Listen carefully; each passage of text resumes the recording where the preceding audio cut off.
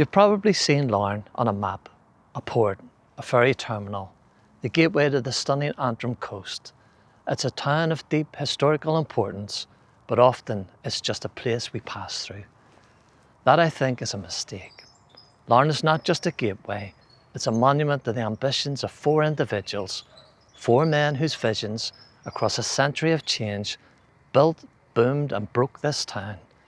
To understand Larne, you have to look past the industry and listen to the stories etched in the stone. Let's start with the one who dug the foundations. Upon the storm-battered edge of the Antrim Coast, where the sea kisses the rock with ceaseless longing, there arose a harbour town, a place of passage, of trade and of dreams. This is the tale of Larne and the four men whose dreams gave birth to the coastal town. In the early years of the 17th century, the news of Norman stock and Scottish temper came into the lands of Kilwater and Castle. A name old as heraldry and sturdy as the glens themselves, the Ignews were not conquerors, but stewards. They built not empires, but homes, and so it was that by the dawn of the 19th century, a gentleman of refinement, James Ignew, erected a handsome lodge upon the high ground at Castle, with its face to the sea and its back to the glens. It was he who laid down the coastal road, that ribbon of stone between land and ocean, offering passage to the curious and the courageous. His domain encompassed the harbour lands of Larne and Sleepy Port, which under his watchful eye awaited its destiny.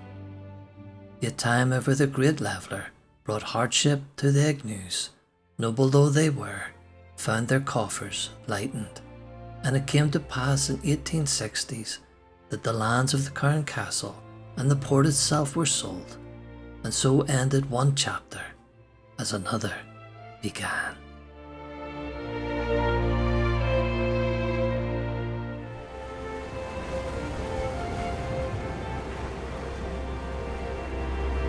This, the Chaine Memorial Tower, is a beacon for a man who died too young. Yet he created the modern Larne.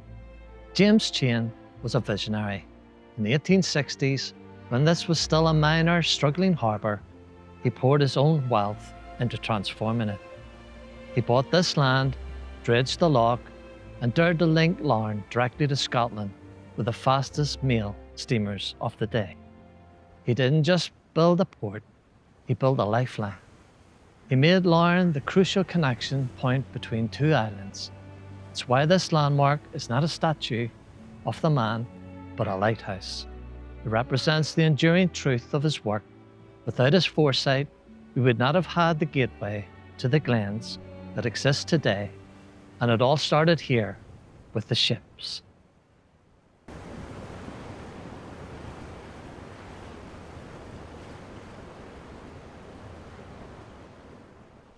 Chaine launched steamships across the Channel to Stranraer, even dared a transatlantic voyage to New York, and under his gaze, the harbour grew from strength to strength. The reels hummed, and Larne stirred to life.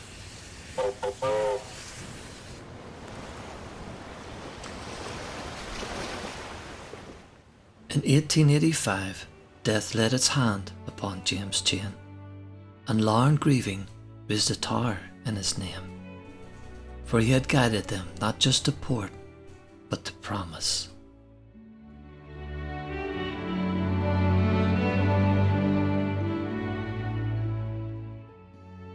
Chaine built the ships, but Henry McNeill made sure they were full.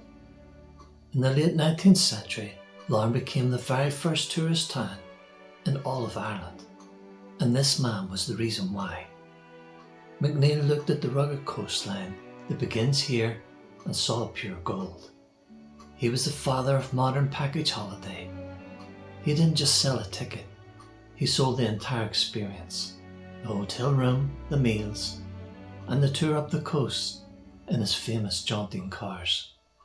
Picture this, over 200 of those horse-drawn carriages every single day, leaving Larne to ferry tourists to the glens and the Giant's Causeway just beyond.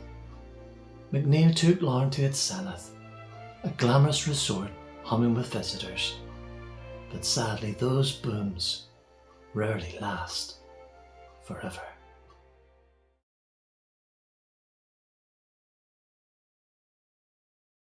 As McNeill's tourism began to fade, pushed aside by the motor car and a wider travel, Larne pivoted to a different kind of power, embodied by men like Sir Hugh Smiley. Smiley's family was intrinsically linked to Larne's second great boom, industry. From linen to colossal cement works at nearby McNeill. This was the town's true grinding powerhouse in the early 20th century. Smiley and others resembled a civic pride built on the wealth. They built hospitals, libraries, grand homes like Dramalis. But this strength was a weakness in disguise. When the heavy industries declined, the loss was catastrophic. The industrial engine stopped, leaving vast empty spaces where thousands once worked. This is the third chapter of Larne's story, the painful decline after the boom.